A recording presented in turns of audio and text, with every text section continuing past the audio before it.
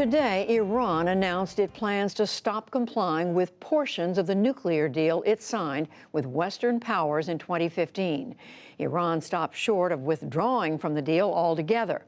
But as Nick Schifrin reports, the announcement increases already escalating tensions with the United States.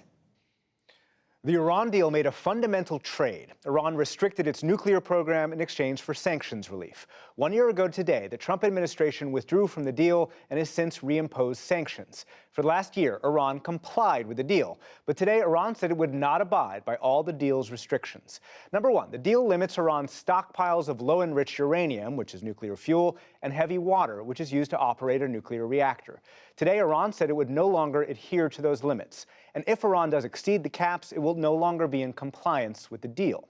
And then Iran threatened even more dramatic actions. To produce a bomb, you typically need to enrich uranium at 90%. Before the deal, Iran enriched uranium at nearly 20%, which the U.S. said meant Iran could break out and create a bomb within a few months. After the deal, Iran enriched uranium at 3.67% and removed most of its centrifuges, moving breakout time to more than a year.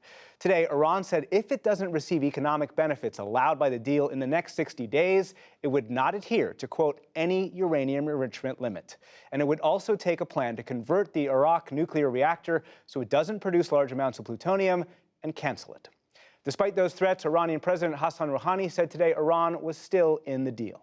Our nation should know that we have not withdrawn from the nuclear deal. They should not think that the nuclear deal does not exist anymore. Today we announced a reduction, not withdrawal. And for more on this, we turn to Iran's ambassador to the United Nations, Majid Takht Rabanchi. Ambassador, thank you so much for joining the NewsHour today.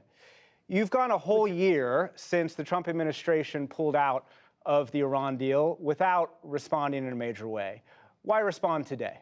Over the last year, we exercised extreme patience in order to show that Iran is ready. Iran is ready to take extra mile in order to show that it is sincere in its implementation of the nuclear deal. But unfortunately, due to U.S. bullying of even its closest allies, we have not received the economic benefit that we were promised to receive based on the nuclear deal. And then we were left with no other option than to say that for 60 days, we are going to stop implementing or to cease performance of some of our obligations, voluntary obligations based on the nuclear deal. And we will see what will happen during the next 60 days. The window of diplomacy is not closed. We believe that Iran will speak, will negotiate with the partners, the remaining participants of the JCPOA, and we will see what will be the outcome of the negotiations. Ambassador, you say that you were left with no other option, but why do you need to enrich uranium at a higher level than 3.67%? What's your intentions by doing that, or possibly doing that? Well, no, for the time being, we are adhering to the JCPOA on the limit of the enrichment, the level of enrichment. What we have said is that for the next 60 days, we are going just to be free for our stockpile. We are not talking about enriching more than 3.67% for the next 60 days. Right, but President Rouhani did say today that you would enrich higher than 3.67 if you don't get those economic incentives, which haven't come so far. Of course we will. Of course we will. The reason is that our partners have had more than enough time for the last year and a half or so to compensate what the Americans have done to the JCPOA. So if they cannot do it in the next 2 months, that means that the political will is not there, and then we will act in accordance with our national interest. Today, President Trump said that he still hoped to meet with Iran's leadership.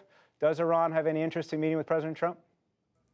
There is no utility in meeting somebody who carelessly tear apart, an international agreement. It was not an agreement between Iran and the United States. Other countries, the European Union were part of it. So all of a sudden we see that the president comes and say, I don't like it because of so many reasons, because the former president took the initiative to sign such an agreement with Iran. So how can we trust somebody who carelessly and recklessly do something like this? Ambassador, quickly in the time we have left, there are some people who I'm talking to here who are experts on Iran fear that the speech by President Rouhani today will allow hardliners here in the U.S. and perhaps Israel a stronger case to argue that Iran is not trustworthy. What's your response to that? I think the hardliners, as our foreign minister has coined it, 4Bs, Bibi Netanyahu, Bolton, Ben Zayed, and Ben Salman, they are doing whatever they can, no matter what Iran does. So it doesn't matter how we are dealing with JCPOA.